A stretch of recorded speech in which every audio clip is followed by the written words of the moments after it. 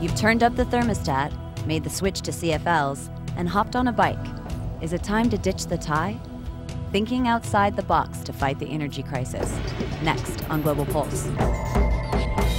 Today on Global Pulse, we look at how news outlets around the world are discovering bold solutions to the energy crisis. When someone tells you to go fly a kite, it might not be an insult anymore.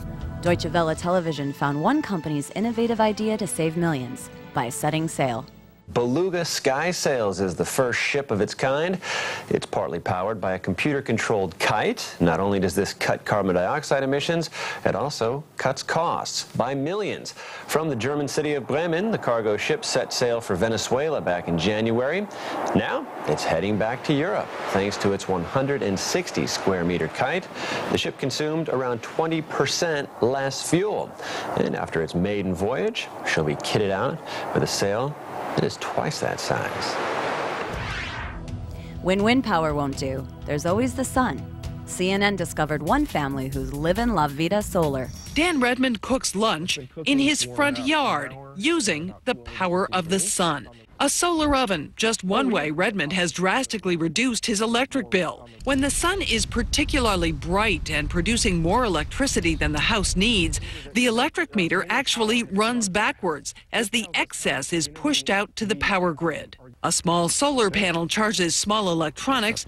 Other appliances are turned off or unplugged when not in use. Redmond says his real goal is a smaller energy footprint. In South Korea, office workers are dressing down to cool down. As KBS reports, ties are out and t-shirts are in. Bank tellers who used to put on suits and uniforms at work are helping out by wearing t-shirts now. The bank has raised the temperature of the air conditioning by 3 degrees. Wearing a t-shirt is much cooler and more comfortable than wearing a suit. This bank will save up to $4 million in energy costs just by having employees wear t-shirts. Korea's major airline, Korean Air, which has been hit by high oil prices, is making employees work with no tie.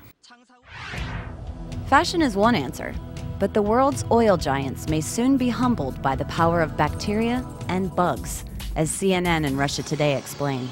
As the pinch from higher fuel prices is felt across the U.S., a Russian-born biology professor is working on a way to solve the crisis.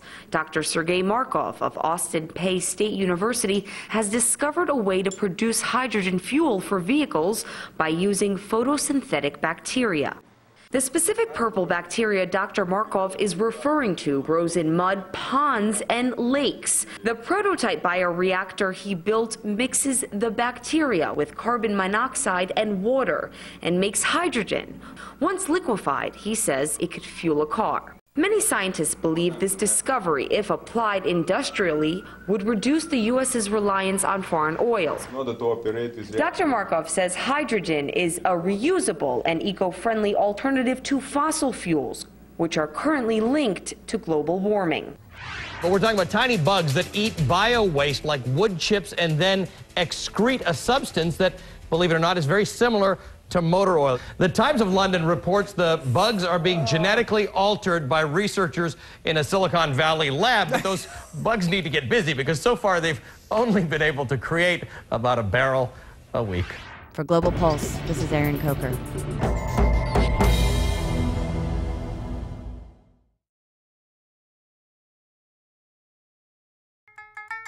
This program is brought to you by Link TV for educational and non-commercial use only. Link TV is the only US network dedicated to global and national news, uncompromising documentaries, and diverse cultural programs. Programs which connect you to the world.